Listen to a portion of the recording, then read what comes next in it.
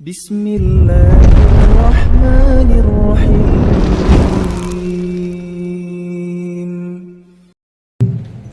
Warahmatullahi wabarakatuh. Alhamdulillah alladzi bi ni'matihi tatimmus shalihat wa ashhadu an la ilaha illallah wahdahu la syarika lah wa ashhadu anna Muhammadan abduhu wa rasuluh. Ya ayyuhalladzina amanu taqullaha haqqa tuqatih wa la tamutunna illa wa antum muslimun. Amma ba'du, fa inna asdaqal hadisi kitabullah wa khairal hadi hadi Muhammadin sallallahu alaihi wasallam wa syarral umuri muhdatsatuha wa kulla muhdatsatin bid'ah wa kulla bid'atin dhalalah wa kulla dhalalatin finnar. Ikhwan wa akhwati fillah, bapak-bapak, ibu-ibu, kaum muslimin dan muslimah, jamaah majelis taklim Manarul Ilmi yang semoga dimuliakan oleh Allah Subhanahu wa ta'ala. Kepada sahibul bait al-akh Ustadz Syamsul Ma'arif hafizahullah ta'ala, semoga Allah Subhanahu wa ta'ala melimpahkan karunia rahmat dan barakah pada keluarga dan kediaman beliau. Tidak ada kata yang patut kita ucapkan pada malam hari ini selain rasa syukur kita kepada Allah Tabaraka wa ta'ala atas segala karunia nikmat yang telah Allah berikan kepada kita. Salah satu di antara sekian banyak kenikmatan-kenikmatan yang Allah karuniakan kepada kita dan kita rasakan pada malam hari ini adalah Allah Subhanahu wa ta'ala kembali mempertemukan kita di majelis taklim Manarul Ilmi dalam rangka talabul ilmi, menuntut ilmu. Semoga niat kita, langkah kaki perjalanan kita menuju ke majelis ini semuanya tercatat di sisi Allah sebagai pemberat timbangan amal kebajikan kita kelak di yaumil mizan. Lebih dari itu, Bapak Ibu sekalian, Rasulullah sallallahu alaihi wasallam beliau pernah bersabda, "Man salaka tariqan yaltamisu fihi ilman sahalallahu lahu bihi tariqan ilal jannah." Barang siapa yang menempuh jalan untuk mencari ilmu seperti yang Bapak Ibu lakukan pada malam hari ini, maka Allah akan memudahkan baginya jalan menuju surga. Semoga kita semua termasuk di dalamnya. Bapak Ibu kaum muslimin dan muslimah rahimani wa rahimakumullah, malam hari ini tidak memperpanjang muqaddimah, kita akan lanjutkan pembahasan kita.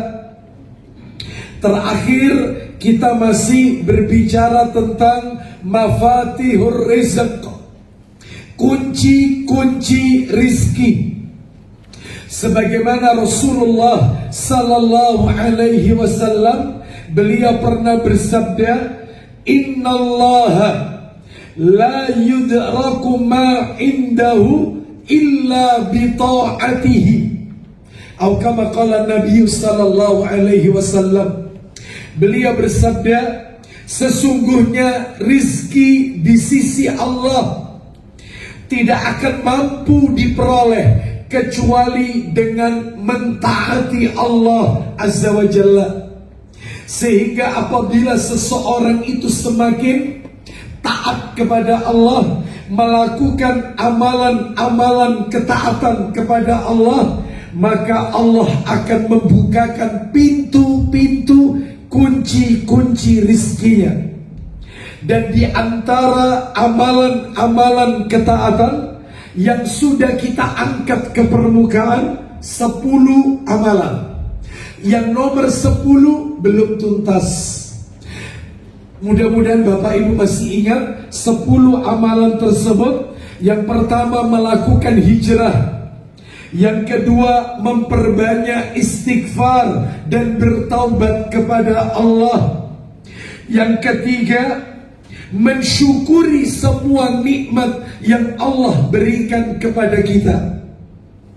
Yang keempat, melakukan amalan-amalan saleh, amal-amal kebajikan. Kebajikan yang dimaksud di sini kebajikan menurut Allah dan Rasulnya Sallallahu Alaihi Wasallam. Lalu yang kelima, menunaikan sholat serta memerintahkan kepada keluarga untuk mengerjakan sholat. Lalu yang keenam, menikah. Yang ketujuh, bekerja keras dan tidak malas. Yang kedelapan, gemar berinfak. Yang kesembilan, bertakwa kepada Allah Azza wa Jal. Dan yang terakhir, yang ke-10 dan belum tuntas materinya, yang ke-10. Yang ke-10 adalah bertawakal kepada Allah Subhanahu wa ta'ala.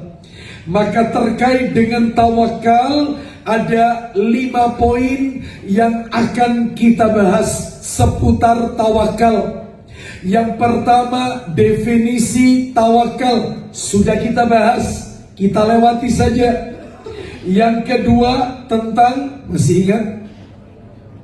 Apa ya?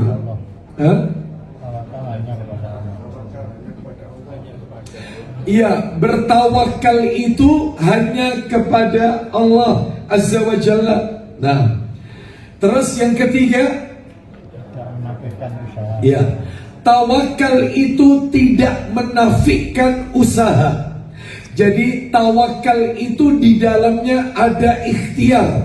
Bukan berarti tawakal meninggalkan ikhtiar, tidak.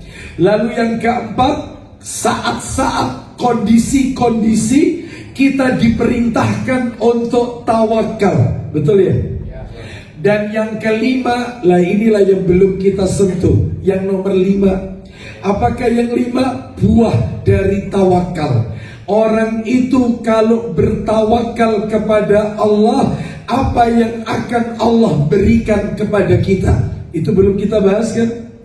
Baik, sekarang kita masuk, yaitu kita tuntaskan. Setelah itu mudah-mudahan masih ada waktu, kita lanjutkan poin-poin berikutnya, kunci-kunci rizki, amalan-amalan ketaatan yang lain. Baik, sekarang kita masuk poin kelima dari tawakal, yaitu buah dari tawakal, keutamaan, fadilah bagi mereka yang bertawakal kepada Allah Subhanahu wa ta'ala. Apakah dia? 1, keutamaan orang itu kalau memiliki sifat tawakal.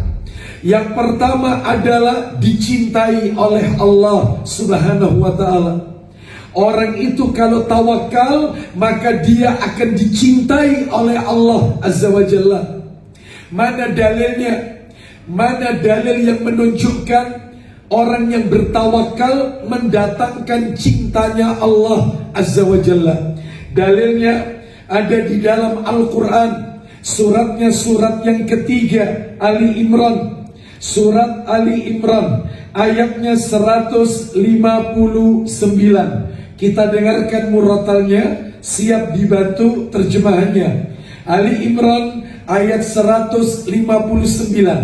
Intinya ada di akhir ayat. Intinya Allah Ta'ala berfirman, Ali Imran 159. Intinya di situ. Kita dengarkan, silakan.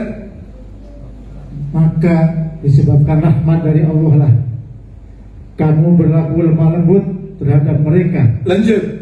Sekiranya kamu bersikap keras lagi berhati kasar, Baik. tentulah mereka menjauhkan diri dari sekelilingmu. Baik. Jadi Rasulullah Sallallahu Alaihi Wasallam, beliau ini diberikan apresiasi oleh Allah. Berkat rahmat Allah, engkau Muhammad berlaku lemah lembut terhadap mereka. Sekiranya kamu bersikap keras dan berhati kasar, tentu mereka akan menjauhkan diri dari sekitarmu.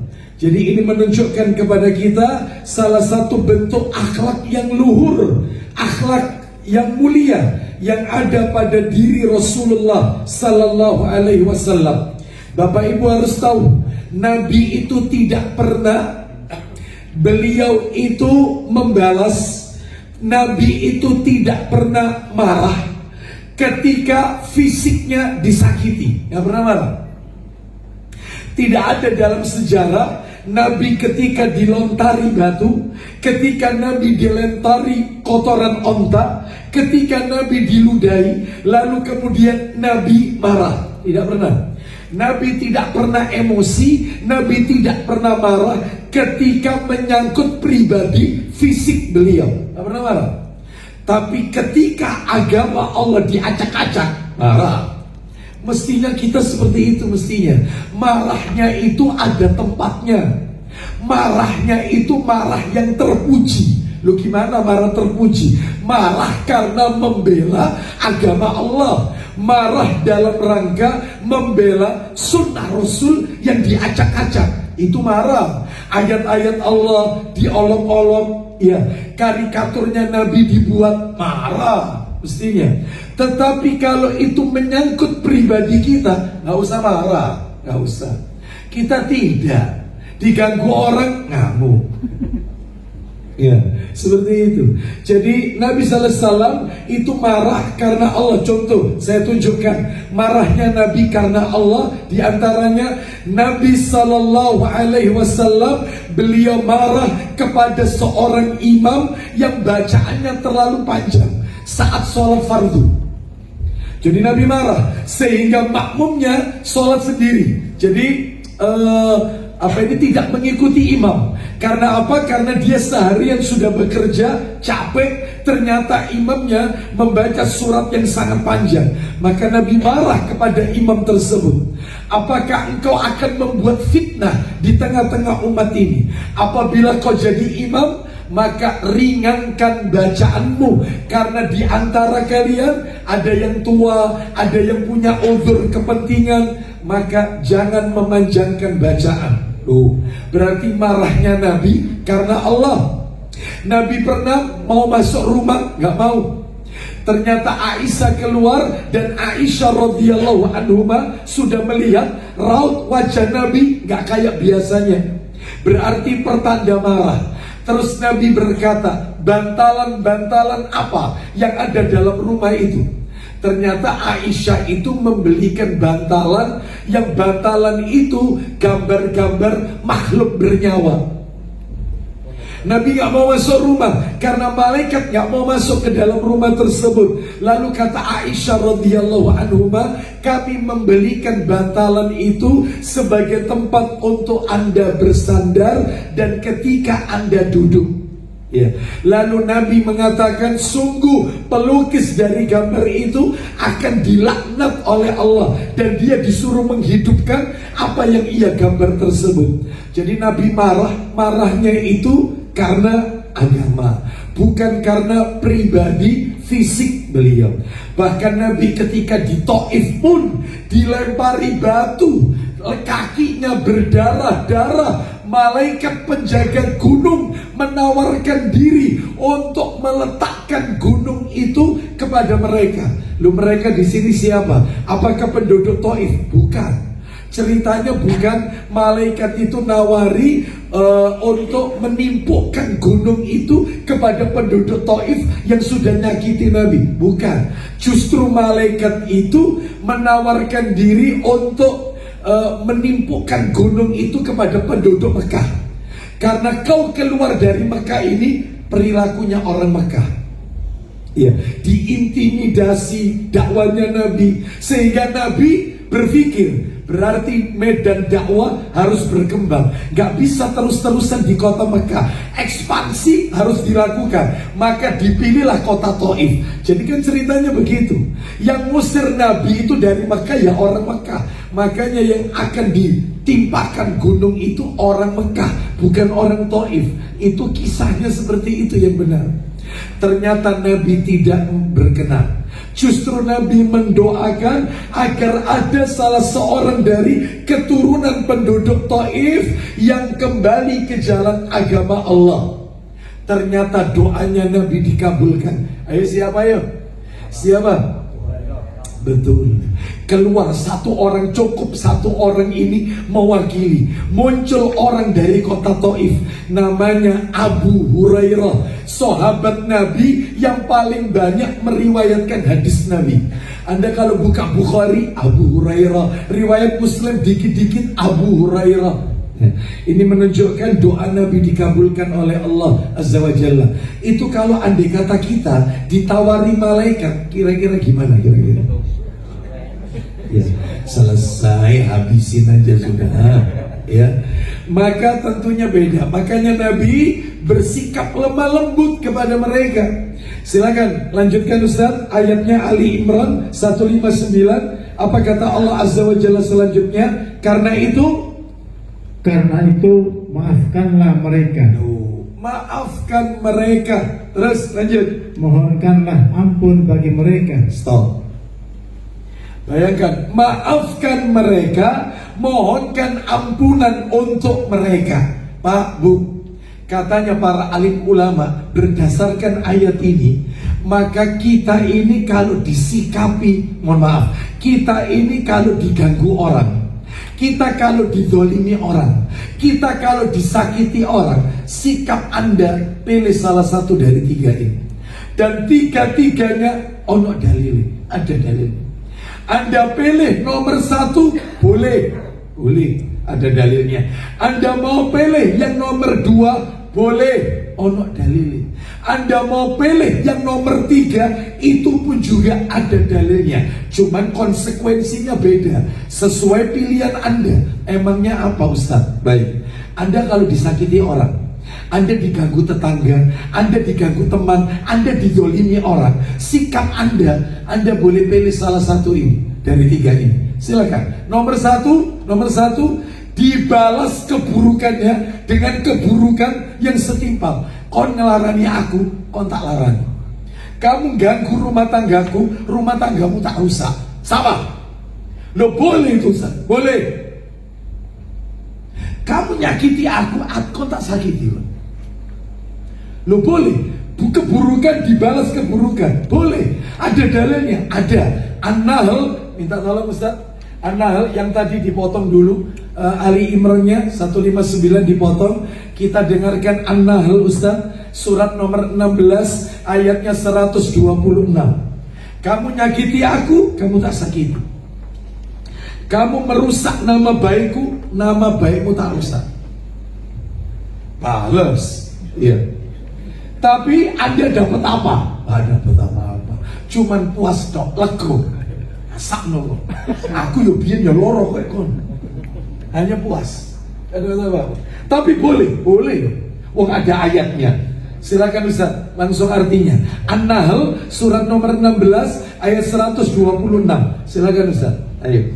Dan jika kamu memberikan balasan, iya, maka balaslah dengan balasan yang sama dengan siksaan yang ditimpakan kepadamu. Kalau kalian ingin membalas, balaslah yang sama dengan siksaan, kejahatan yang mereka lakukan kepada kita. Ada dalilnya. Balas, boleh. Tapi Anda nggak dapat apa-apa. Maka Anda kalau milih nomor satu, nggak istimewa. Cuman puas tok, puas. Lego. Yang nomor dua, agak lumayan bagus, tapi nggak istimewa. Apa yang nomor dua? Ketika dia nyakiti kita, ketika dia mendolimi kita, misalnya contoh dia utang nggak pernah bayar, atau mungkin nama baik kita dirusak, maka jangan dibalas, tapi tuntut di akhirat. Kamu pokoknya ngelarani aku. Kau merusak namaku, hartaku kau ambil, utangmu nggak kau bayar, tapi di akhirat tak tuntut kau nanti. Di dunia gak dibalas, dia nggak mau balas, tapi di akhirat diting-tingin, diting-ting, diancam. Akhirat, ketemu doa akhirat, Allah gak turu, Allah gak tidur, tak enteni doa akhirat, tak tuntut. Boleh Ustaz, kalau kita ngambil yang nomor 2, boleh. Dalilnya hadis riwayat Bukhari. Hadis Bukhari. Ya. Nomornya berapa? Intinya silakan bisa dicatat, ini nomor asli dalam kitab Sahih Bukhari. Bukhari nomornya nomor 6.500. Sebentar, untuk belakangnya kepastiannya. Nah ini ketemu ini 6.534, 6534 Sahih Bukhari. Intinya nanti di hari kiamat, orang-orang yang mendolimi kita, orang-orang yang menyakiti kita, maka seluruh amal kebajikan yang mereka lakukan itu diberikan kepada kita. Kalau kedolimannya belum terbayar lunas, sedang itu belum terbayar, sedangkan amal kebajikannya sudah habis, maka dosa-dosa orang yang dizolimi kita, dosa-dosa kita itu diangkat oleh Allah, diberikan kepada dia. Jadi kalau dia pernah umrohnya diberikan ke kita. Kalau dia pernah baca Quran, dia pernah puasa Senin Kamis, dia pernah sholat Jumat dan seterusnya, diberikan kepada kita. Kalau kezolimannya masih ada, ternyata kebajikannya sudah habis, maka dosa kita yang diangkat oleh Allah diberikan kepada dia. Gak apa-apa, di dunia aku tidak nuntut kamu, ketemu doa akhirat aja. Ya. Kamu pinjam sama aku, janjimu 2 bulan bayar. Ini bukan uang kecil. Ditelepon, di reject. Nomorku diblokir. Tak pakai sudah sulit, sudah jarang kelihatan. Gak apa-apa, santai di doa akhirat. Berarti dia milih nomor berapa? Yang istimewa itu milih nomor 3, sesuai ayat yang dibaca oleh Ustadz Samsul tadi. Kembali ke Ali Imran. Apa itu yang ketiga? Nah, kalau kita disakiti orang, ya, itu nggak milih nomor 2. Ya. Ada nggak istri itu ketika disakiti suami, dia milih nomor 2? Gak apa-apa bang, kau zalimi aku, gak apa-apa. Allah gak turun bang, engkau Allah sing balas. Oh, berarti diintain ini, ya, diancam ini. Ada istri seperti itu? Ada. Oh, ada di sini ya, ada yang ngaku. Ya. Lah yang nomor 3, oh istimewa. Berat tapi nomor 3 ini. Apa yang nomor 3? Ketika kita disakiti orang, ketika kita dizolimi orang, maka sikap yang ketiga, di dunia tidak dituntut balas, di akhirat dia tidak nuntut di akhirat. Lah terus apa yang dia lakukan? Malah dia memaafkan, bahkan memohonkan ampunan. Ampuni ya Allah dosanya, berikan dia hidayah ya Allah, maafkan kesalahannya karena dia tidak tahu ya Allah. Dan di akhirat gak nuntut. Istimewa. Di dunia gak bales, di akhirat gak nuntut.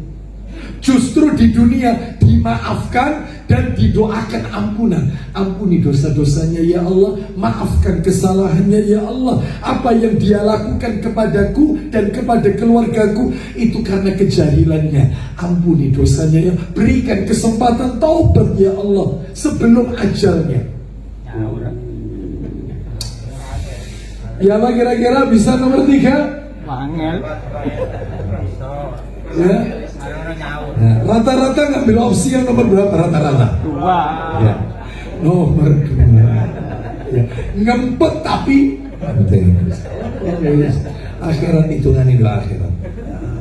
Ya, baik. Jadi kembali ke tadi Ali Imran. Loh, dalilnya mana ini? Yang nomor 3. Kasih dalil dong. Ya kasih, ada dalilnya. Dalilnya Quran surat nomor 42 Asy-Syura ayatnya 40. Silakan Ustaz, coba terjemahannya. Surat nomor 42 Asy-Syura ayatnya ayat 40. Kita dengarkan. Surat nomor 42 ayatnya 40. Silakan Ustaz, kita dengarkan terjemahannya.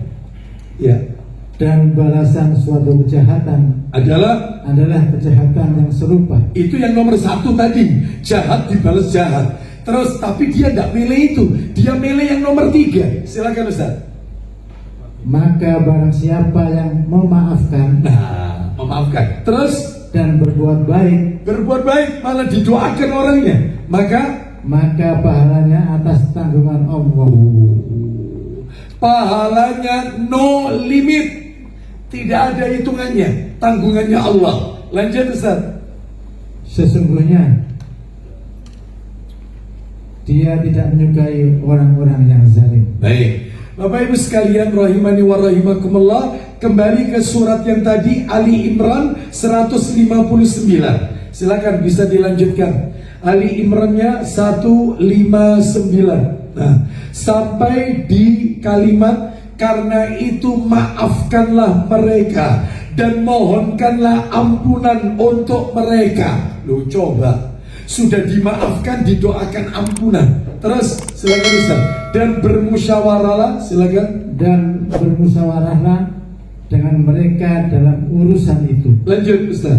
Kemudian apabila kamu telah membulatkan tekad, maka bertawakallah kepada Allah. Intinya Ustaz, sesungguhnya Allah menyukai orang-orang yang bertawakal kepadanya. Baik, Allah mencintai orang-orang yang bertawakal kepada Allah. Berarti orang yang tawakal dicintai oleh Allah Subhanahu wa ta'ala. Bapak Ibu tahu, orang itu kalau sudah dicintai oleh Allah, kira-kira apa yang akan Allah berikan? Oh, banyak Bapak Ibu. Saya tunjukkan satu dalil aja, mudah-mudahan ini mewakili dari sekian banyak dalil.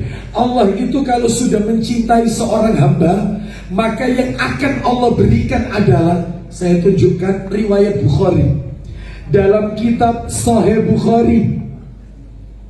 Sahih Bukhari nomornya Bapak Ibu sekalian, Sahih Bukhari nomornya 6502 6502 dari Abu Hurairah radhiyallahu an. Dia berkata, Rasulullah sallallahu alaihi wasallam bersabda. Saya bacakan langsung aja ya. Apa kata Nabi? Fa idza ahbabtuhu kuntu sam'ahu alladhi yasma'u bihi wa basarahu alladhi yubsiru bihi wa yadahu allati yabtishu biha wa rijlahu allati yamshi biha wa in sa'alani la u'tiyannahu wa la in ista'adani la u'idannahu wa ma taraddadtu an syai'in ana fa'iluhu taraddudi an nafsil mauti an nafsil mu'mini yakrahul mauta wa ana akrahu masa'atahu. Artinya Rasulullah SAW bersabda, Allah Ta'ala berfirman. Berarti ini hadis qudsi ini, hadis qudsi. Apa kata Allah? Apabila aku mencintai hambaku, niscaya aku akan menjaga pandangan matanya, terus pendengarannya, terus aktivitas tangannya, kemudian kedua kakinya yang ia pijakkan. Jadi Allah itu kalau mencintai seorang hamba, maka kita ini akan dituntun oleh Allah untuk melakukan amal-amal yang baik-baik saja.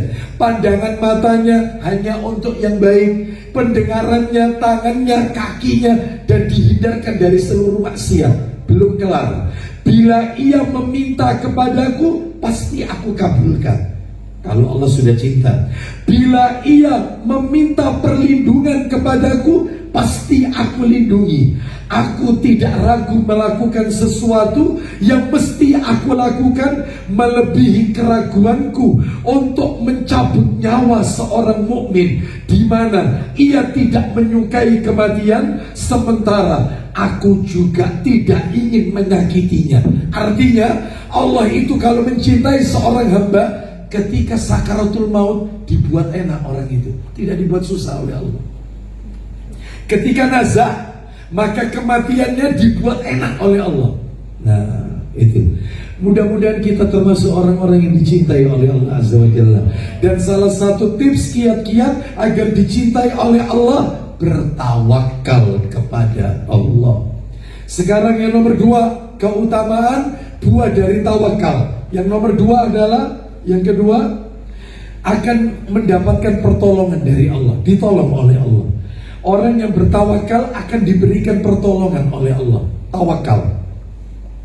Mana dalilnya? Dalil nanti bisa dibaca surat Ali Imran ayatnya 160. Satu ayat dari yang tadi. Silakan Ustaz. Ali Imran 160, satu ayat dari yang tadi. Iya. Kita dengarkan ya, Ali Imran ayatnya 160. Allah Ta'ala berfirman. Tekan, Ali Imran 160. Baca. Jika Allah menolong kamu, maka tak adalah orang yang dapat mengalahkan kamu. Tetapi jika Allah membiarkan kamu, terus, atau tidak memberi pertolongan, maka siapakah gerangan yang dapat menolong kamu selain dari Allah sesudah itu? Terus, karena itu, hendaklah kepada Allah saja orang-orang mukmin bertawakal. Nah, berarti dengan kita bertawakal kepada Allah, Allah akan memberikan pertolongan kepada kita. Yang ketiga sekarang, buah dari tawakal. Yang ketiga adalah tanda dari keimanan. Jadi cirinya orang beriman, ya tawakal. Kalau seseorang itu tidak tawakal, maka dia bukan ciri orang yang beriman. Ya. Yang nomor 2 tadi akan mendapat pertolongan dari Allah. Ini sekarang yang ketiga, yaitu tanda keimanan, tanda orang beriman, itu tawakal. Mana dalilnya? Dalil surat nomor 8 ayatnya ayat 2. Insya Allah banyak yang hafal ayat ini. Al-Anfal ayat kedua. Minimal telinga kita, pendengaran kita familiar dengan ayat ini. Al-Anfal ayat 2. Ya. Tanda dari keimanan. Orang yang bertawakal itu tanda orang beriman. Al-Anfal ayat 2. Allah berfirman, di orang beriman. Silakan Ustaz. Sesungguhnya orang-orang yang beriman ialah mereka yang bila disebut nama Allah, gemetarlah hati mereka. Terus, dan apabila dibacakan ayat-ayatnya, bertambahlah iman mereka. Terakhir, dan hanya kepada Tuhanlah mereka bertawakal. nah, seperti itu ciri orang yang beriman. Yang keempat, buah dari tawakal, dijaga dari godaan syaitan. Dijaga dari godaan syaitan. Orang yang bertawakal, maka dia tidak akan digoda oleh syaitan. Mana dalilnya? Dalil disebutkan di dalam ayat Al-Quran surat nomor 16 An-Nahl ayatnya 99. Surat yang ke-16 ayat 99. Orang yang bertawakal tidak akan digoda oleh syaitan. Allah berfirman, An-Nahl 99. Baca. Sesungguhnya syaitan itu tidak ada kekuasaannya atas orang-orang yang beriman dan bertawakal kepada Allah. Nah, setan tidak kuasa menggoda kita bagi kita yang beriman dan bertawakal kepada Allah. Apalagi ibu-ibu, bapak-bapak sekalian, seringkali kan kita membaca doa ketika kita keluar rumah, Bismillahi tawakkaltu 'alallah la haula wala quwwata illa billah. Apa katanya Nabi? Waktu itu saya pernah jelaskan, orang yang ketika keluar rumah membaca Bismillahi tawakkaltu, dengan menyebut nama Allah, aku bertawakal kepada Allah, itu akan ada penyeru dari langit yang mengucapkan saat orang itu membaca doa itu, apa seruannya? Faqad hudita wa kufita wa wukita. Orang itu telah diberi hidayah, orang itu rezekinya dicukupi, dan orang itu dihindarkan dari gangguan syaitan. Faqad hudita wa kufita, dicukupi rezekinya, wa wukita, diselamatkan dari syaitan. Makanya orang bertawakal gak mungkin diganggu syaitan. Baik, kita lanjutkan sekarang yang kelima. Yang kelima, orang yang bertawakal diberi kecukupan dan kemudahan urusannya. Dicukupi dan dimudahkan urusannya. Orang kalau bertawakal itu diberikan kecukupan oleh Allah dari sisi rezeki dan dimudahkan urusannya. Mana dalilnya? Dalil di dalam Al-Quran, suratnya surat At-Talaq, surat nomor 65. Ayatnya ayat 3. Insya Allah Bapak Ibu hafal kok. Minimal ayat ini sering kita dengarkan. Surat At-Talaq, surat 65 ayat 3. Wa may yatawakkal 'ala Allah fahuwa hasbuh, innallaha balighu amri. Nah, itu ya. Silakan baca surat 65 ayat 3 bagian akhir. Barang siapa yang bertawakal kepada Allah, silakan Ustaz. Bagian akhir itu. Barang siapa bertakwa kepada Allah, Terus niscaya dia akan mengadakan baginya jalan keluar. belum poinnya, lanjut. Dan memberinya rezeki dari arah yang tiada disangka-sangkanya. Terus. Dan barang siapa yang bertawakal kepada Allah, Nah ini poinnya. Bertawakal maka niscaya Allah akan mencukupkan keperluannya. nah, semua kebutuhannya dicukupi. Terus Sesungguhnya Allah melaksanakan urusan yang dikehendakinya. maka semua urusannya akan dimudahkan oleh Allah Azza wa Jalla. Terakhir, yang keenam, buah dari tawakal yang keenam, masuk surga tanpa hisab dan tanpa adab. Luar biasa. Orang itu kalau bertawakal kepada Allah, menyerahkan semuanya kepada Allah, maka nanti di akhirat masuk surganya bi ghairi hisab wala adab, tanpa diaudit amalannya, tanpa diperiksa amalannya, dan tidak mendapatkan siksa atau adab. Oh, ini istimewa ini. Ya, cuman jumlahnya terbatas. Mana dalilnya? Dalilnya ditulis saja, saya bacakan hadisnya. Riwayat Bukhari dalam kitab Sahih Bukhari, nomornya 5705, 5705. Saya bacakan aja ya. 5705. Insya Allah kita sering mendengar hadis ini. Ya, intinya Rasulullah dari Ibnu Abbas radhiyallahu anhu, dia berkata, Rasulullah sallallahu alaihi wasallam bersabda, "Uridat alayyal umam." Berbagai umat diperlihatkan kepadaku nanti di hari kiamat. Jadi berbagai macam umat diperlihatkan kepadaku. Faja'alan nabiyyu wan nabiyani yamurruna ma'ahumur rahtu wan nabiyyu laisa ma'ahu ahadun. Ternyata ada satu atau dua orang nabi mulai lewat dengan sejumlah pengikut. Bahkan ada nabi nanti di hari kiamat ketika dia lewat gak punya pengikut. Jadi ijenan, jalan itu sendirian, di belakang gak ada pengikutnya. Ada yang ada pengikutnya, ada yang gak ada pengikutnya. Apakah dakwanya nabi itu dikategorikan tidak berhasil? Enggak. Berhasilnya dakwah seorang nabi bukan banyaknya umat, bukan. Buktinya Nabi Nuh alaihissalam berdakwah 950 tahun, punya pengikut berapa orang? Berapa orang? 80, berarti rata-rata setiap 100 tahun yaitu punya 8 atau 9 pengikut. Nah, kita lihat, kita dengarkan. Hatta rufi'ali sawadun adim, hingga akhirnya aku melihat sebuah umat kelompok besar.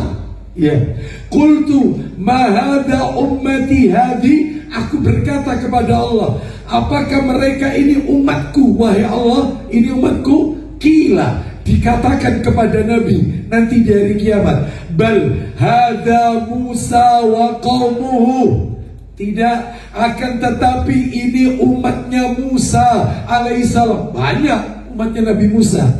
Qila undur ilal ufuk, hai Muhammad, lihatlah di atas ufuk, lihat di atas ufuk. Maka Nabi pun melihat di atas ufuk.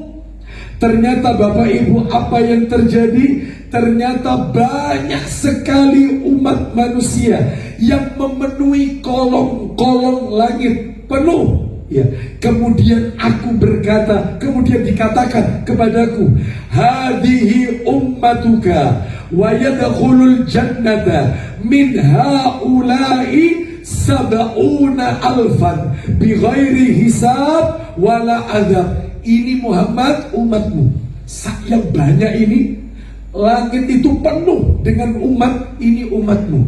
Dan di antara mereka ini ada 70.000 orang yang masuk surga tanpa dihisab, tanpa diadab. Mudah-mudahan kita katutnya di situ. Mudah-mudahan. Terus kemudian setelah Nabi menyampaikan ini, maka Nabi masuk. Sahabat mulai di luar rumah Nabi, mereka bertanya, kayaknya yang 70.000 orang itu adalah mereka yang tanpa hisab, tanpa adab. Ini adalah orang-orang Islam yang tidak menyekutukan Allah. Ada lagi, mereka adalah dari kalangan sahabat, macam-macam. Mereka ramai membicarakan. Gak lama Nabi keluar rumah. Lalu Nabi bersabda, faqala, Nabi bersabda, dirinci sama Nabi. Ciri yang masuk 70.000, kata Nabi, hum alladzina la yastarqun wala yatatayyarun wala yaktawun wa ala rabbihim yatawakkalun. Yatawakkalun, tawakal. Kata Nabi, mereka yang masuk 70.000 itu, satu, mereka orang yang satu, tidak pernah minta diruqyah. Semasa hidupnya dia gak pernah minta diruqyah. Berarti minta diruqyah itu haram, Ustaz? Enggak haram. Boleh. Kalau sakit, boleh. Hanya saja kehilangan kesempatan masuk daftar 70.000 tadi. Hanya saja itu aja, kehilangan kesempatan. Intinya boleh minta diruqyah, tidak haram. Terus yang kedua, wala yatatayyarun, tidak melakukan perbuatan tatoyur, sikap pesimistis, anggapan-anggapan sial, kejatuhan cicak, pertanda sial, keluar rumah lihat ular, ya, katanya pertanda sial, macam-macam yang kayak begini nih, ya. Terus wala yaktawun, tidak melakukan pengobatan cos besi panas. Jadi dulu di zaman Nabi pengobatan ini pernah dilakukan. Setelah itu dilarang oleh Nabi. Jadi orang kalau terluka, untuk menghentikan racun atau mematikan racunnya supaya pendarahan itu berhenti, itu besi dipanaskan, dinyos ke luka itu, nyos, berhenti. Ya. Nah setelah itu dilarang pengobatan itu. Ustadz, khitan laser, menghilangkan tato pakai laser, apakah itu termasuk pengobatan K? Tidak. K itu murni cos besi panas, murni itu. Baik. Terakhir kata Nabi, ciri yang keempat, wa ala rabbihim yatawakkalun, dan mereka orang yang bertawakal kepada Allah Subhanahu wa taala. Jadi intinya itu, Ustadz 70.000 itu Ustadz sedikit loh Ustadz. Iya. Apakah kita bisa Ustadz masuk itu kalau sahabat Nabi entek Ustadz? Iya. Apakah kita bisa mendapatkan masuk ke golongan 70.000 tanpa hisab, tanpa adab? Bisa. Kenapa? Karena ternyata disebutkan di dalam hadis yang disahihkan oleh Syekh Albani rahimahullah dalam kitab Silsilah Hadis Sahih nomornya 2179 dalam kitab Silsilah Hadis Sahih. Begini hadisnya, begini saya bacakan. La yadkhulunal jannata min ummati sab'una alfan. 70.000 orang dari umatku akan masuk surga.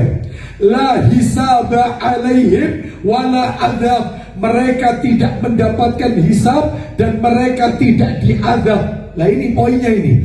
Ma'akulli alfin sab'una alfan. Setiap 1.000 orang dari 70.000 itu ada 70.000 yang lainnya. Kan 70.000 1000 berarti ada 70 kali. 1000 kali 70 kan 70.000. 1000 Lah setiap 1000 70.000. 70.000. Yang 70.000 ini setiap 1000-nya 70.000 lagi. 70.000. Insya Allah katut, insya Allah. Mudah-mudahan. Hanya ini, Bapak Ibu sekalian. Iya, tapi syaratnya tadi. Yang pertama masih ingat apa tadi? Tidak minta. Jadi kalau kita sakit atau ada gangguan, maka tidak perlu mendatangkan juru ruqyah. Makanya setiap kita dituntut untuk bisa membaca dan dituntut untuk bisa menghafalkan doa-doa Rasulullah. Jadi nggak perlu manggil juru ruqyah. Cukup ruqyah mandiri, meruqyah diri sendiri. Makan kurma ajwa 7 butir setiap pagi ba'da subuh, mandi dengan air bidara, terus dibacakan surat Al-Baqarah, lalu kemudian banyak. Ya, bekam boleh, apa-apa. Itu bagian dari pengobatan di dalam Islam. Cuman ini yang saya maksud, gangguan-gangguan yang tidak wajar, gangguan-gangguan yang di luar nalar, ya. Jadi misalnya ya gangguan dari jin, seperti itu. Dan kalau bisa itu ditemukan buhulnya, ikatannya. Sebagaimana Nabi pernah kena sihir, selama berapa lama Ustaz Nabi itu kena sihir? Yang menyihir Nabi itu adalah Labid bin Aqsam, orang Yahudi. Bapak Ibu tahu Nabi kena sihir dengan apa? Rambutnya Nabi dan yaitu mayang pohon kurma.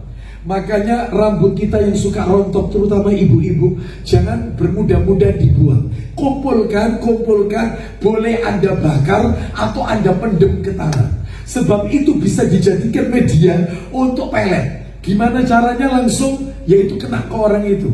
Makanya Nabi melakukan apa? Jadi Nabi itu kena kurang lebih 40 hari kena sihir itu. Bapak Ibu tahu efeknya Nabi kena sihir. Maaf ya, harus saya sampaikan. Jadi Nabi kalau mendatangi istri-istrinya, Nabi punya keinginan untuk menjima, tapi gak bisa melakukan. Dibuat kayak gitu. Jadi kayak gak ada selera sama istri, kayak gak ada keinginan. Padahal Nabi ingin melakukan itu 40 hari tidak menyentuh istrinya. Bayangkan. Setelah itu akhirnya Nabi mencari buhulnya. Tahu Bapak Ibu ditemukan di mana? Di sebuah sumur yang ketika Nabi melihat sumur itu airnya sudah berubah kemerahan dan mayang pohon kurmanya seperti kepala syaitan.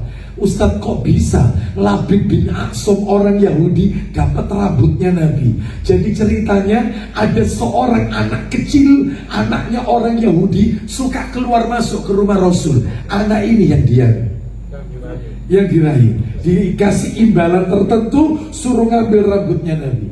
Maka pakai itu.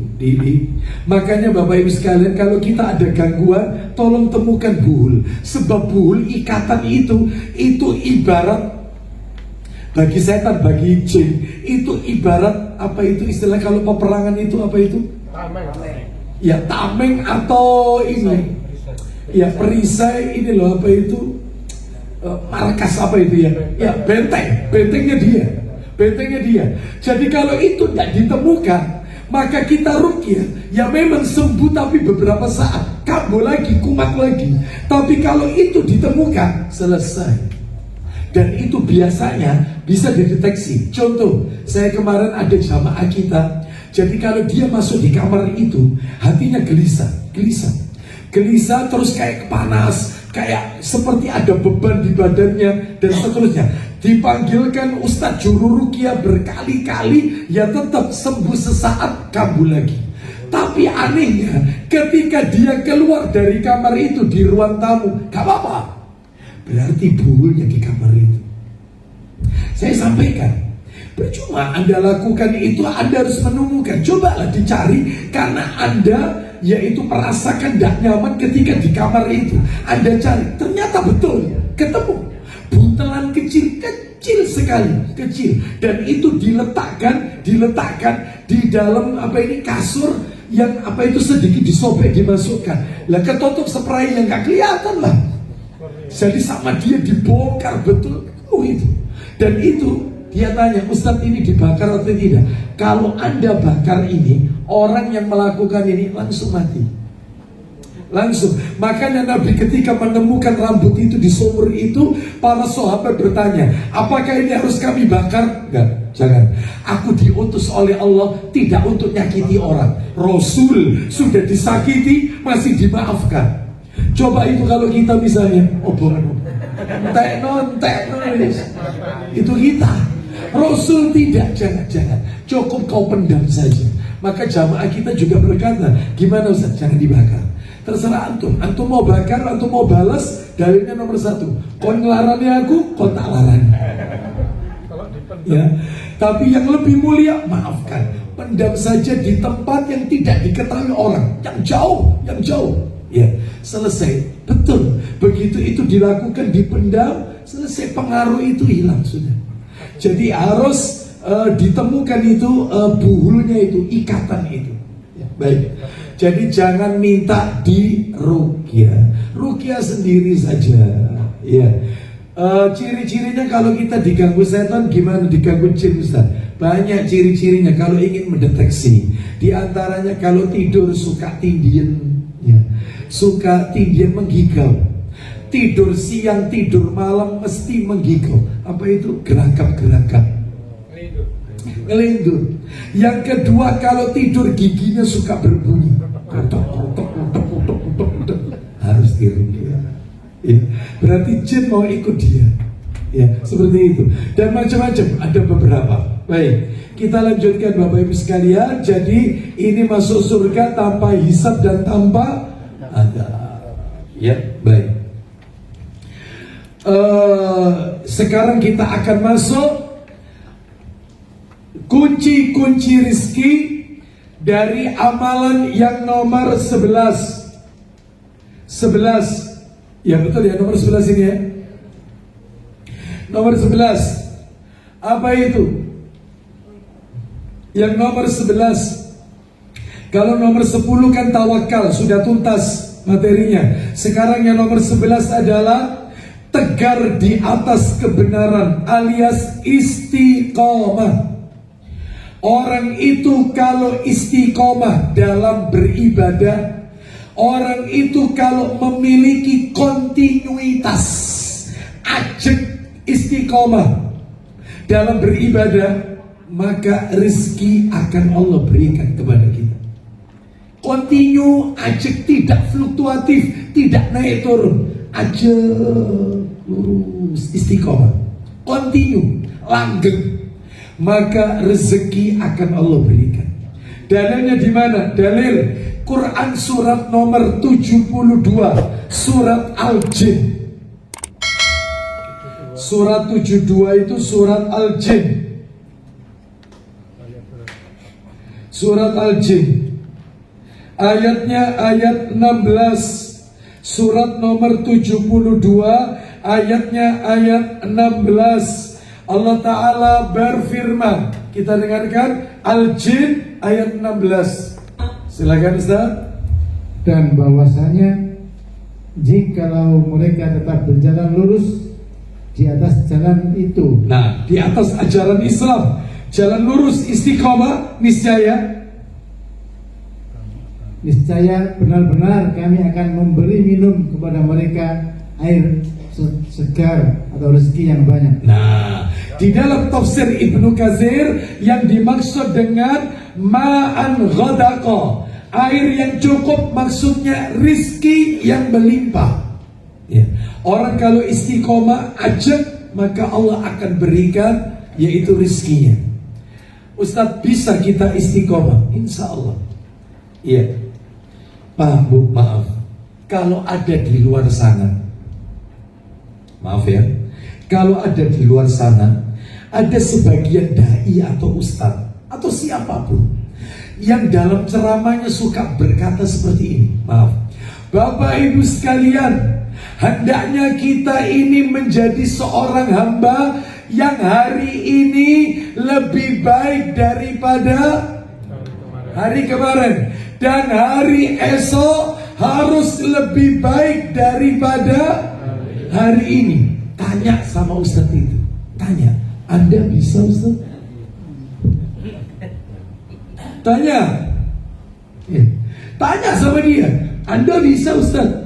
Hari ini lebih baik daripada hari kemarin, hari esok harus lebih baik daripada hari ini. Tanya, Anda bisa? Jawabannya adalah, Pak, Bu, mohon maaf, orang itu terkadang dalam istiqomah itu terkadang tidak bisa ajak, nggak bisa.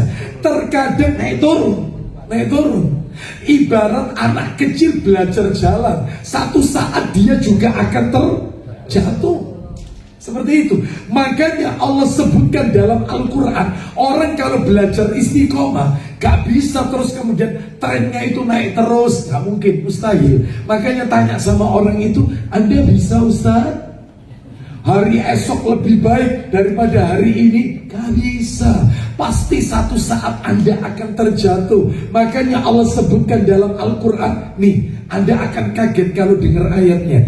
Coba dibuka dalam Al-Quran, suratnya, ya, suratnya di dalam Al-Quran, nah, surat yang ke-41, ayatnya 30.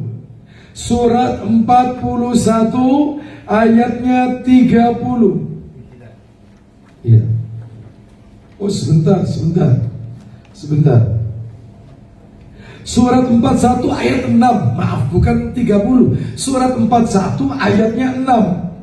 Surat Fusilat ayatnya 6. Suratnya tetap Fusilat, tapi ayat 6. Ayat 6. Kita dengarkan ya ayatnya. Allah Ta'ala berfirman, surat 41 ayat 6. Kita dengarkan. Allah berfirman, lihat ada kalimat di situ, lafaz fastaqimu ilaihi wastaghfiruh. Silakan Ustaz, baca terjemahannya. Katakanlah ya, bahwasanya aku hanyalah seorang manusia seperti kamu. Terus Diwahyukan kepadaku bahwasanya Rabbmu, Tuhan kamu adalah Tuhan yang Maha Esa. Poinnya Ustaz sekarang, maka tetaplah pada jalan yang lurus. Stop. Maksudnya istiqomah. Maka tetaplah istiqomah pada jalan yang lurus. Lanjut, menuju kepadanya, dan terakhir, dan mohonlah ampun kepadanya. Nah, ditutup ayat ini dan mohonlah ampun kepada Allah. Kata Al-Hafiz Ibnu Rajab Al-Hambali rahimahullah, beliau mengatakan ayat ini merupakan isyarat bahwasannya seringkali ada kekurangan dalam istiqomah. Ya, yang menutupi kekurangan itu adalah istighfar, meminta ampun. Jadi nggak mungkin orang itu bisa terus aja, pasti satu saat dia fluktuatif, jatuh lagi. Maka istighfar, makanya ayatnya setelah perintah istiqomah ditutup mintalah ampun. Ya, Jadi kalau ada orang yang mengatakan hari ini harus lebih baik daripada kemarin, hari esok harus jauh lebih baik daripada hari ini, Anda bisa. Ya, baik. Oleh karena itu ini yang nomor 11. Nomor 12 sekarang. Amalan yang ke-12 kita tuntaskan malam hari ini. Harapannya tahun depan, ya betul ya, tahun depan ya, kita sudah berganti materi. Yang ke-12, memberi nafkah kepada orang yang sepenuhnya menuntut ilmu syar'i. Saya ulang, memberi nafkah kepada orang yang sepenuhnya menuntut ilmu syar'i. Menuntut ilmu syar'i. Dalilnya di mana? Dalil, minta tolong Tirmidzi-nya jilid 2 diambilkan. Tirmidzi jilid 2 warna kuning kitabnya.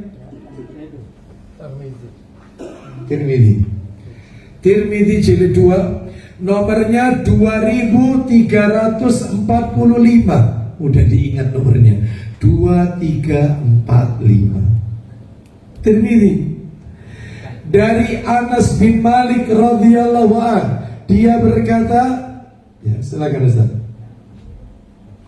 Tirmidzi 2345.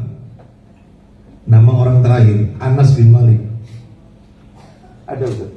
Ya, kita dengarkan ya, silakan. Dari Anas bin Malik, ia berkata, Ya, silakan.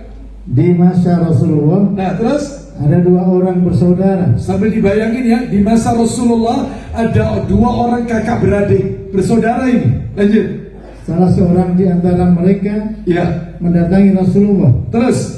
sedangkan yang satunya lagi bekerja. Jadi dua orang ini, yang satu taklim sama Nabi, setiap hari belajar sama Nabi. Yang satunya, saudara satunya kerja. Terus kemudian, Orang yang bekerja itu lalu mengadukan kepada Rasulullah. nah, yang kerja ini komplain sama Rasulullah. Dia berkata, enak dulurku ini, wahai Rasulullah, dia ini sudah tidak kerja, isinya taklim toh, aku yang cari rezeki. Jadi dia makan dari hasil usahaku. Sudah tidak kerja, aku yang kerja. Sumbernya dari aku. Dia cuma kerjaannya nuntut ilmu taklim bersama engkau. Apa kata Nabi? Ulang lagi, yang bekerja itu mengadukan. Orang yang bekerja itu lalu mengadukan kepada Rasulullah. Terus apa kata Nabi? Beliau lalu bersabda, La'allaka turzaku bihi. Silakan. mudah-mudahan kamu diberikan rezeki karena dirinya. Mudah-mudahan kamu ini kerjaanmu dilancarkan oleh Allah, rizkimu dilancarkan, itu karena saudaramu yang nuntut ilmu. Jadi Pak, Bu, mohon maaf, kalau kita suka memberi ya nafkah atau memberikan bantuan kepada saudara-saudara kita yang lagi belajar ilmu agama, rizki Anda akan diganti oleh Allah Azza wa Jalla. Contoh, anak-anak di pondok pesantren itu banyak yang belum bayar SPP, kesulitan untuk bayar. Maka Anda tutup SPP mereka. Mereka pagi, siang, malam ngapalkan Quran. Anda tutup, yaitu kebutuhan mereka, makannya, pakaiannya, SPP-nya, dan seterusnya. Anda di rumah terus pahala itu transfer. Dia ngapalkan murojaah ayat demi ayat. Masya Allah. Bahkan dia keluar ponpes jadi imam sholat. Anda sudah meninggal, transferan pahala tetap mengalir ke kubur Anda terus ya. Tapi ilmu agama nih ya, ilmu agama, iya. Banyak Bapak Ibu sekalian, saya kalau yaitu survei ke beberapa pondok pesantren, banyak sekali mereka-mereka yang dalam kondisi ya memprihatinkan, pakaiannya dan seterusnya, bahkan juga sudah seperti gak keurus seperti itu. Ya saya tanya, kamu ya asalmu dari mana? Ada yang dari Papua, ada yang dari Sumatera. Ya Allah, terus kamu pulangnya? Ya ndak pulang karena ndak ada. Ya kalau liburan tetap di pondok, bantu pondok, karena uang untuk beli tiket kapal kapal atau pesawat gak ada. Seperti itu. Bahkan SPP itu pun dicarikan donatur oleh pondok pesantrennya. Yang kayak begini tutup kebutuhan mereka. Anda dapat keutamaan, diganti oleh Allah. Ya, baik. Sekarang kita lanjutkan yang ke 13. Sampai berapa ini? Sampai 16. 13, menunaikan haji dan umrah. Mudah-mudahan ditakdir oleh Allah Azza wa Jalla. Menunaikan haji dan umrah, berangkat haji. Bapak Ibu kalau punya kelebihan rezeki, maka jangan pergi kemana-mana kecuali tempat yang diberkahi oleh Allah. Ya, apa itu? Mekah dan Madinah. Berangkat. Jadi kalau kepingin healing, ya, healing yang sesungguhnya itu tanah yang dimuliakan oleh Allah Azza wa Jalla, yaitu tanah haram, Mekah dan Madinah. Mekah dan Madinah. Ngapain kemudian berlibur ke Bangkok, Hong Kong? Ngapain nyambangi Jackie Chan? Ya, belajar wicun ngapain? Ya, mending ke Mekah, ya, dikumpulkan bekerja untuk yaitu berangkat umroh bersama keluarga. Nah, seperti itu. Ya, promo. Kenapa? Seperti itu, ya. Jadi Nabi SAW pernah bersabda, la tushaddur rihal illa ila salasati masajid. Jangan susah-susah melakukan perjalanan jauh kecuali di berapa masjid? 3 masjid. Kata Nabi, 1 masjid hada, masjidku ini. Di mana itu? Wa masjidil haram, di mana? Makkah. Wa masjidil aqsa, di mana? Baitul Maqdis, Palestina. Seperti itu. Mungkin kalau Palestina sekarang, ya memang sudah dibuka, ada sudah yang ke sana. Beberapa waktu yang lalu Ustaz Syafiq Reza Basalama hafidhullah ta'ala sudah ke sana. Ya, bulan yang lalu kalau nggak salah. Ya, bulan yang lalu. Sekalipun nggak seperti biasanya ya, bisa leluasa ya, karena penjagaan ketat di mana-mana. Sudah dibuka sebenarnya, tapi hanya ya apa istilahnya, untung-untungan. Kalau memang untung bisa masuk. Ya, sebab ada jamaah kita berangkat ya, itu Mekah Madinah umrah plus city tournya ke Palestina. Ternyata sampai di sana dari 20 orang yang berangkat, yang 15 masuk, 5 orang ditahan. Artinya gak bisa masuk ke Palestina. Jadi dia tetap di Jordan. Karena turunnya pesawat itu Jordan. Mau masuk ke perbatasan Israel itu ketat sekali. Terutama HP diperiksa, WA, Facebook, Twitter diperiksa sama mereka. Itu kalau kedapatan mengolok-olok Israel, wah, gak bisa malpu. Entek sudah.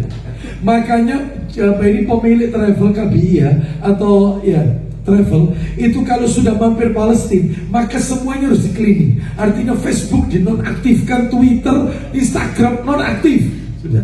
Jadi seakan-akan tidak kenal dunia luar sudah. Jadi masuk di sana ketika periksa, gak ada yang jelek-jelekan. Masuk. Terus yang kedua, namanya tidak berbau nama Islam. Ya, saya pernah pada waktu itu jamaah saya masuk, ya, jamaah kita masuk, saya sama 3 orang gak bisa masuk karena nama saya di depannya itu Muhammad Dilip, ada Muhammadnya. Kalau nama-namanya nama-nama apa itu? Wanos. Ya. Jadi seperti itu ya, nama-nama pribumi lah, itu aman. Ya. Kalau nama-nama Abdullah, Abdul Razak, udah. Paling tidak harus ditanya dulu, kamu kesini ngapain, tujuanmu apa, dan seterusnya.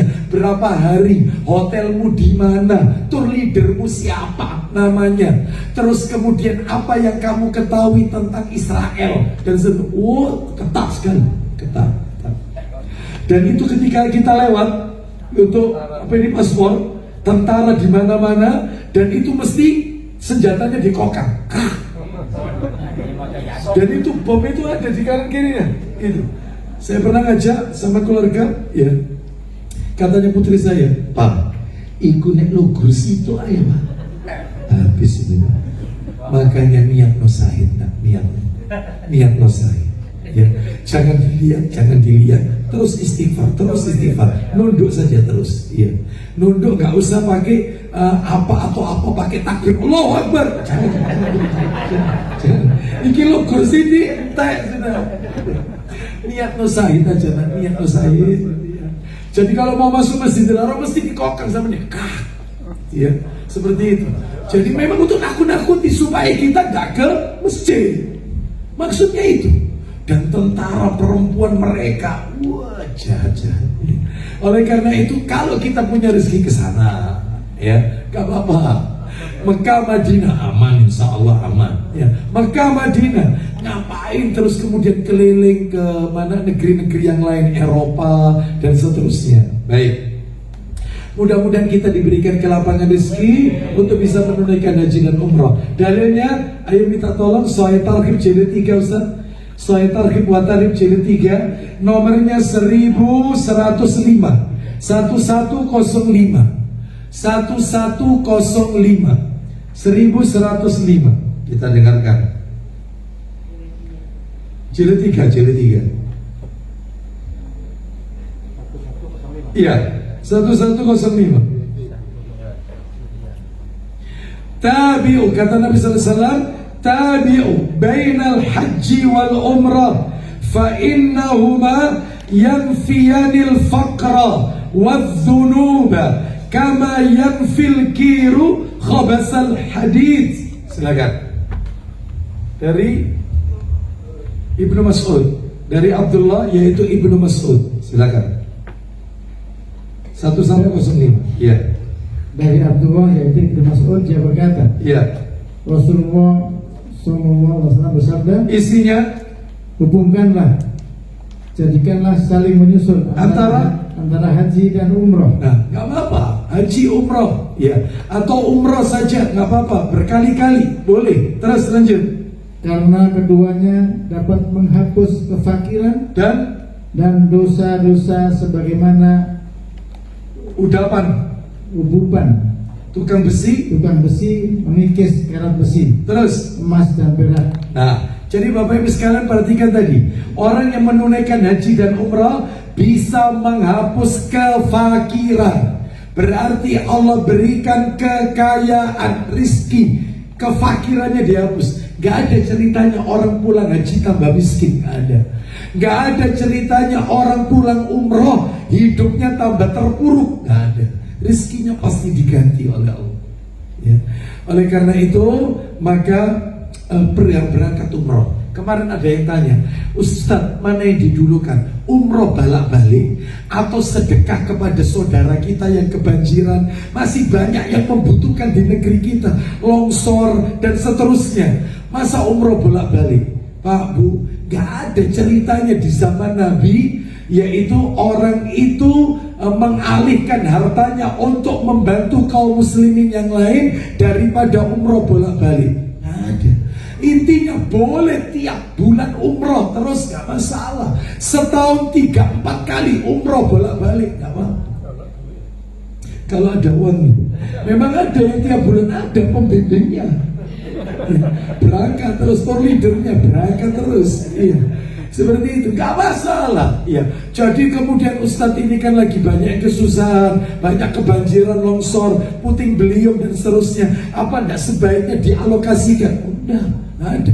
Ini umrah, ini ibadah kita kepada Allah, nafsi sudah. Ini persembahan kita, bekal kita untuk di akhirat nanti. Seperti itu. Iya, jadi tidak ada dilarang untuk melakukan itu, tidak ada, justru dianjurkan. Gak apa-apa berkali-kali umroh, boleh. Bahkan di zaman Nabi tidak ada orang itu mengalihkan kurban untuk korban bencana, gak ada. Gak usah kurban dulu, mending uang kurban Idul Adha dialokasikan gempa bumi atau bencana yang lain. Gak ada. Di zaman Nabi banyak bencana, tapi Nabi tidak pernah mengajarkan sebaiknya uang yang untuk kurban dialihkan untuk korban bencana. Gak ada. Kurban sendiri-sendiri misalnya.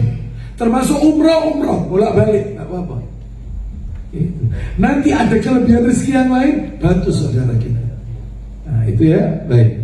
Sebab ada muncul opini di masyarakat Bu, ya itu yang umroh balak-balik itu dipakai untuk membantu saudara. Ya, ini opini. Baik. Kita lanjut nomor berapa? 14. Bangun di pagi hari. Bangun di pagi hari. Jangan tidur di pagi hari. Jangan. Bangun di pagi hari ini sebelum subuh. Ya tahajud, nyambung terus kemudian witir, menunggu adzan subuh, lanjut qobliyah subuh, lanjut sholat subuh, lalu zikir pagi petang, setelah itu sholat sunnah isra, lanjut aktivitas. Itu yang benar. Itu yang benar. Jangan tidur di waktu pagi. Hukumnya makruh, dibenci. Karena apa? Karena Nabi mendoakan orang yang suka bangun di pagi hari. Tolong Ustadz, Sahih Targhib jilid 4 dibuka. Nomornya awal-awal, nomor 1693. 1693. Ya, tinggal 2 lagi kita akhiri. Ya, 1693 dari Sakhr Al-Ghamidi As-Sahabi radhiyallahu anhu. Silakan. Dari Sakhr Al-Wada Al-Hamidi As-Sahabi bahwa Rasulullah bersabda, silakan. Ya Allah, Allahumma, Nabi berdoa, dan doa Nabi ini berlaku sampai nanti hari kiamat. Allahumma barik li ummati fi bukuriha. Artinya Ustaz, ya Allah, berkahilah umatku di waktu pagi mereka. Bayangkan, didoakan berkah oleh Nabi. Berkahi umatku di waktu pagi hari mereka. Jangan tidur, akan kehilangan doa berkah Nabi Sallallahu Alaihi Wasallam.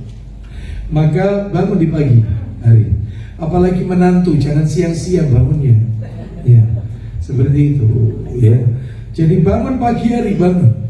Baik, kita lanjutkan. Ya, sebelum subuh sudah bangun tahajud. Baik, dan biasakan anggota keluarga kita, yaitu bangun di pagi hari. Kemarin ada orang tua mengeluh kepada saya, Ustadz, saya ini punya anak 4 Ustadz. Saya itu pengen salah satu anak saya itu lulusan ponpes, yaitu hafal Quran, ngerti agama. Karena yang 3 ini Ustadz, ya, yang 3 ini sudah tidak tersentuh agama sama sekali. Jadi ya sekolahnya umum, dan alhamdulillah Ustaz, Allah mudahkan sukses memang. Cuman aku ini orang tua pengen Ustaz, karena saya sudah taklim, pengen ada yang doakan, terus pengen yaitu anak saya hafal Quran. Itu kan cita-cita tiap orang tua. Nah terus masalahnya apa Anda? Tapi Ustaz, tak pondokkan ini malah banyak masalah. Yang kemarin minggat dari pondok Ustaz, ya, terus nanti akhirnya ketemu balik lagi, bikin masalah sama temannya, tukaran. Terus nanti bikin masalah lagi. Pokoknya saya ini terus riwari. Ya apa Ustaz ya? Ustaz nggak punya tak wirid zikir apa sing supaya anak ini kerasan di pondok gitu loh Ustaz. Supaya kerasan di pondok. Maaf, sebelum saya sampaikan itu, ya, Anda harus introspeksi.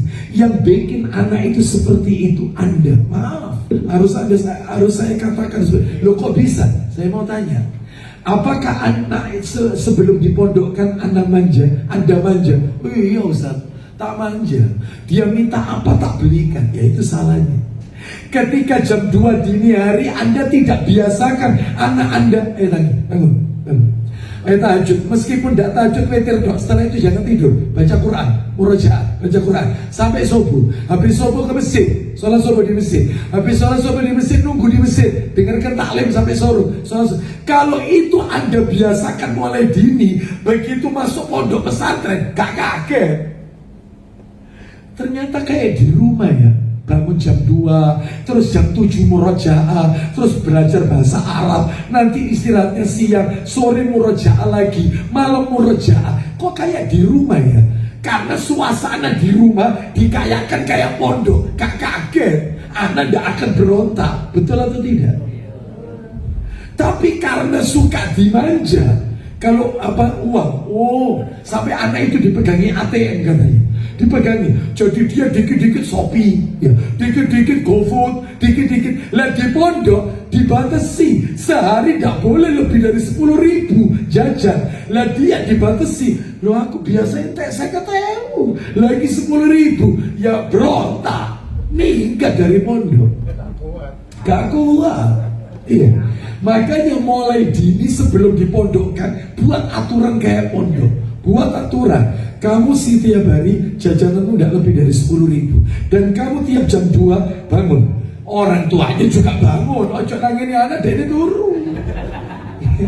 Jangan bangun, murojaah. Iya, baca Quran, ditungguin sama orang tua. Kondisikan kayak di pondok, sehingga dia tidak akan mendapatkan perubahan yang drastis. Bisa dipahami? Baik. Jadi seperti itu, bangun pagi, barokah bangun pagi. Ya. Terus nomor 15 menjalin silaturahim. Silaturahim, jangan kepaten obor, jangan mutus silaturahim, jangan. Hubungan karib kerabat silaturahim jangan diputus, yang dekat maupun yang jauh. Dalilnya di mana? Minta tolong Ustaz, Sahih Targhib jilid 5 sama jilid 6 dikeluarkan. Jilid 5 dan jilid 6. Yang jilid 5 Sahih Targhib wa Tarhib nomor 2400 awal-awal 2488 2488. Kita dengarkan Sahih Targhib wa Tarhib nomor 2488. Iya, silakan Ustaz. Dari Anas bin Malik radhiyallahu anhu, ia menuturkan, iya, Rasulullah SAW telah bersabda, man sarrahu an yumadda lahu fi umrihi wa yuzada fi rizqihi falyabarra walidayhi wal yasil rahimah. Silakan. barang siapa yang ingin agar dipanjangkan umurnya, siapa yang ingin umurnya dipanjangkan, terus dan ditambah rizkinya, maka syaratnya hendaklah ia berbuat baik kepada kedua orang tuanya, sama orang tua yang baik. Ya, intinya berbuat baik kepada orang tua itu intinya cuma 3, Bapak Ibu. Anak itu disebut berbakti kepada orang tua, intinya cuma 3. Yang pertama adalah al-ihsan ilaihima, bikin orang tua itu happy, senang, bikin. Jadi kalau orang tua sudah mulai sambatan, orang tua sudah mulai mengeluh, ya Allah nak, sikile ibu itu cekot-cekot, maka anak harus ngerti, ayo mah, ayo bu, ikut aku, jalan-jalan. Insya Allah diajak ke restoran, makan bareng, jalan-jalan, pulang ke rumah, insya Allah, ya Allah nak, waras sikile ibu, bikin happy. Itu satu. Yang kedua, jangan sakiti hatinya dengan kata-kata 3. Kata-kata kita, jangan sakiti. Contoh di telepon, maka berikan perhatian lebih. Assalamualaikum bu, iya bu, iya. Kenapa bu? Ini ndak anak sekarang. Iya. Kalau di telepon temennya, Assalamualaikum, ya apa mereka bari? Ya apa? Malam mingguannya apa? Begitu mamanya yang telepon, papa yang telepon, Assalamualaikum. Apa bu? Telepon ibu, telepon bu. Yo. Sama orang tuanya bermuka masam, sama teman-temannya dia berwajah ceria. Nggak boleh. Jangan sakiti orang tua dengan kata-kata perbuatan kita yang bikin dia kepikiran. Jangan menyebabkan air matanya menetes. Itu kedua. Yang ketiga, ini yang paling berat. Anak bakti sama orang tua, akeh kata. Anak tidak nyakiti orang tua, akeh kata. Tapi yang ketiga jarang. Apa yang ketiga? Sabar atas gangguan orang tua. Sabar karena sakitnya. Oh iya. Apalagi orang tua suka beda-beda mau anak. Kalau anak yang pertama datang pada yang bantu anak nomor 1, itu datang, itu selalu yang dipuji anak nomor 2. Adikmu itu loh nak, nek ambil ibu, masya Allah ibu sampai senang. Apa kata anak yang nomor 1? Ibu nek loro, sopo sih ngelebok rumah sakit? Aku. Listrik omah iki, aku. Ibu nek butuh apa-apa, sing ribut telepon aku, dudu adikku. Berarti gak sabar mas inti. Sing sabar. Ada orang tua itu egois. Pokoknya jarene ibu sabar. Meneng ae. Diam.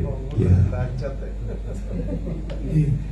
Seperti itu. Oh, sabar atas gangguan, apalagi sudah sakit-sakitan jadi kembangnya tempat tidur.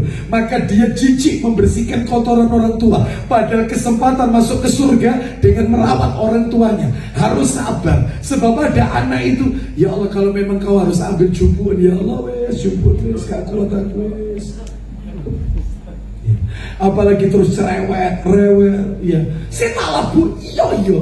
Dibentak, ya Allah sakit hatinya. Ya Allah, nah ibu itu main ngomong. Kan ada orang tua itu ngomong itu sampai berkali-kali. Nah lawannya tutupan, nah ya bu ya. Nanti dapat 10 menit ngomong lagi. Wes kon tutup anak lawangi. Ada enggak orang tua kayak gini? Wes kon tutup tanah.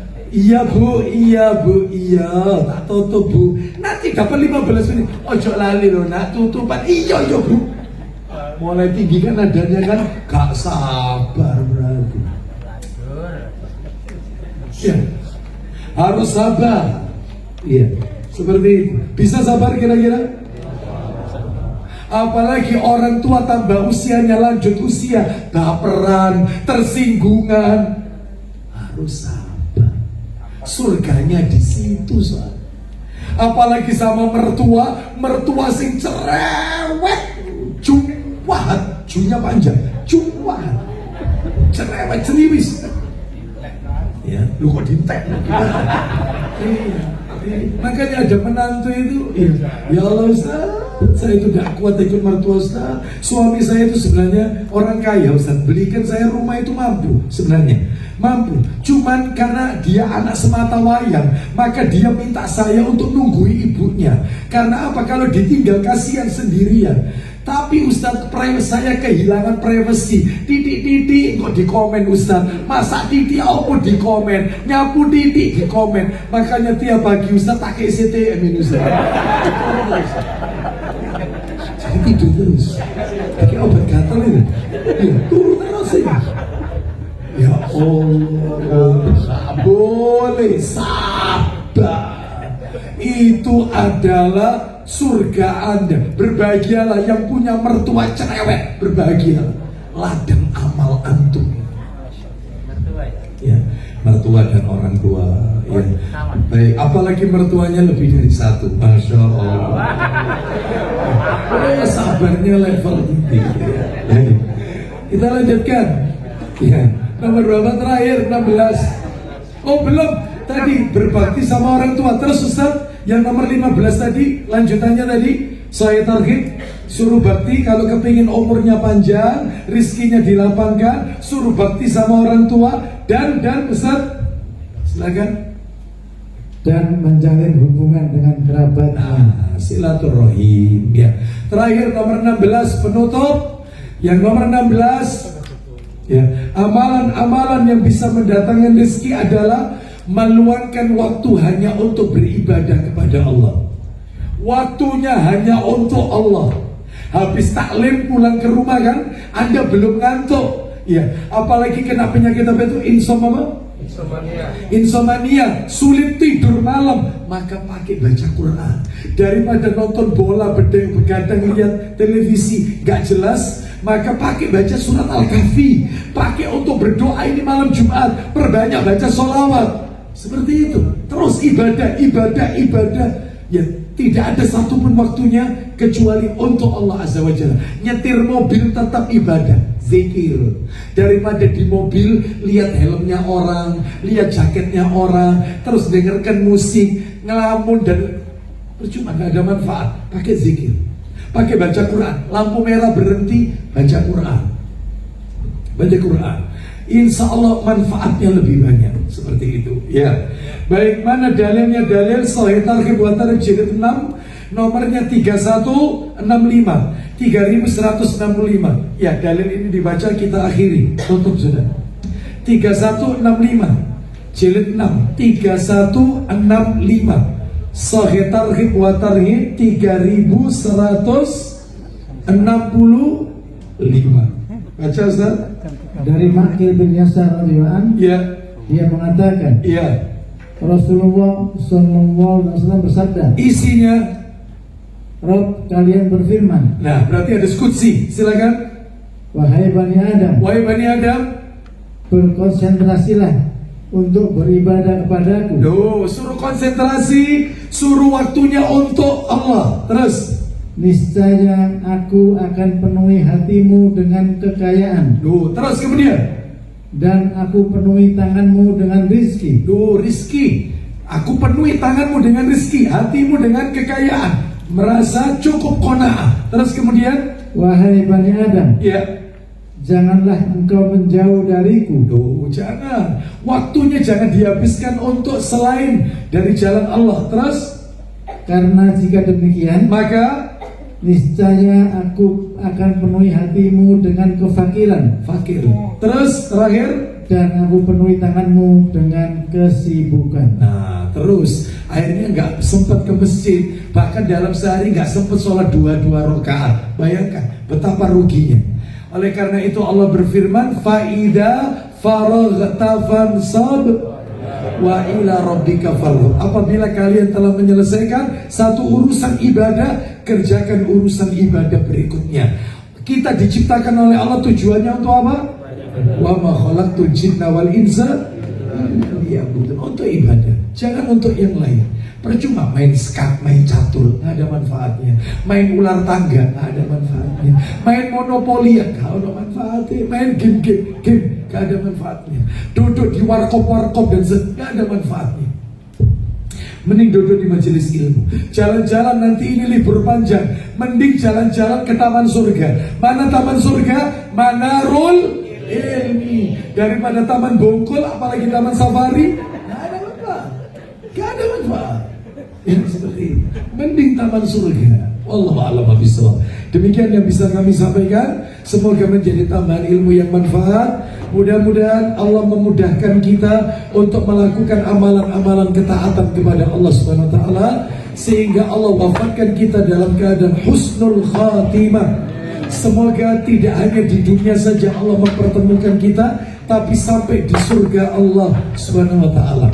Bapak Ibu sekalian, nampaknya tahun depan Kamis ketiga Januari, Kamis ketiga, saya itu tanggal 10 sampai tanggal 25 Safar. 10 sampai 25 Januari saya Safar. Maka kalau itu Kamis ketiga masuk di antara tanggal itu, saya udzur. Tapi kalau memang mau dilokir sama ustadz yang lain Kamis pertama, insya Allah bisa, insya Allah. Kalau memang bisa dilukir, kalau tidak berarti ketemu Februari nanti, insya Allah. Ya, baik, kita tutup. Semoga Allah meridhoi amal ibadah kita. Wassallallahu ala nabiyyina wa ala alihi washabihi wasallam. Subhanakallahumma wa bihamdika asyhadu an la ilaha illa anta astaghfiruka wa atubu ilaik. Wa akhiru da'wana alhamdulillahi rabbil alamin. Assalamualaikum warahmatullahi wabarakatuh.